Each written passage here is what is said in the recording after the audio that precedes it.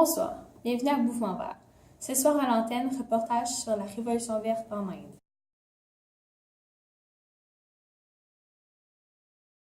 Accompagnée d'une agricultrice qui cultive sa terre depuis plus de 55 ans.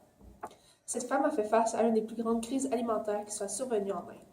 Elle vous en dira plus sur ce qui s'est passé durant la Révolution verte de l'Inde. Bonjour, je m'appelle Anga. Oui, j'ai vécu durant une dure famine. Depuis 1947, la population a plus que triplé, ce qui place l'Inde comme étant le deuxième pays le plus populeux. Il fallait nourrir le peuple, absolument. Ce qui crée par conséquence un manque colossal de nos ressources alimentaires. Pour remédier à ce problème, Nehru, le premier ministre de l'Inde, a dû mettre les bouchées doubles. Les actions qu'a faites votre président. La situation agricole était dans un état pitoyable et inorganisé. Donc, il a entrepris de résoudre ce fléau en priorisant l'agriculture, d'où vient l'idée « Everything else can wait but not agriculture », puisqu'il était plus qu'urgent de régler ce problème pour nourrir la population grandissante de notre pays. Sont parvenus par la suite. Avez-vous accru votre agriculture? Dû aux récoltes accrues, les marchands ont baissé les prix des ressources agricoles, ce qui amène à la baisse nos salaires en général. De plus, le prix des nouvelles technologies et des prêts sont plus élevés car les prêteurs savent qu'on dépend de leur argent ou machines.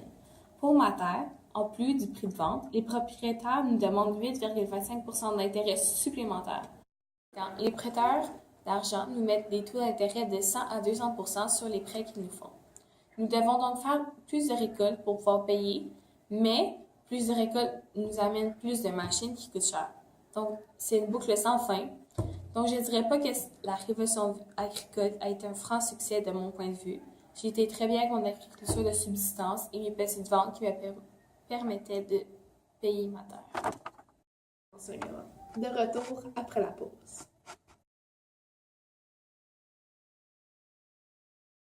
Et Cavalli, une propriétaire d'un immense terrain agricole dans la région du Punjab. Les questions que je vais lui poser vont porter sur comment la communauté a réagi à ce grand changement. Il y a eu un grand succès. Et est-ce qu'il y a eu un changement au niveau du salaire? L'Haryana, 2 États où la Révolution verte est considérée comme un succès, le principal changement rencontré fut que les salaires des travailleurs agricoles ont chuté en raison de la disponibilité des denrées alimentaires. Cela a-t-il affecté votre société? Entre les petits groupes d'individus qui pratiquent l'agriculture pour faire du profit et les individus qui font de l'agriculture pour la subsistance a énormément augmenté.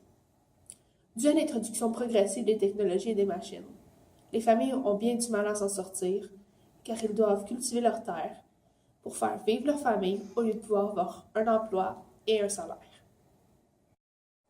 Merci beaucoup, Cavalli. De retour à vous en studio.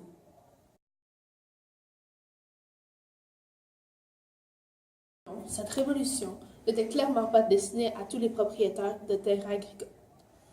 Ils devront maintenant se développer avec un mode capitaliste. Montrer une classe sociale nommée les kulaks qui domine dans les régions où les programmes ont été un succès. L'évolution verte a été nécessaire pour nourrir le peuple, mais pas formellement utile pour la société.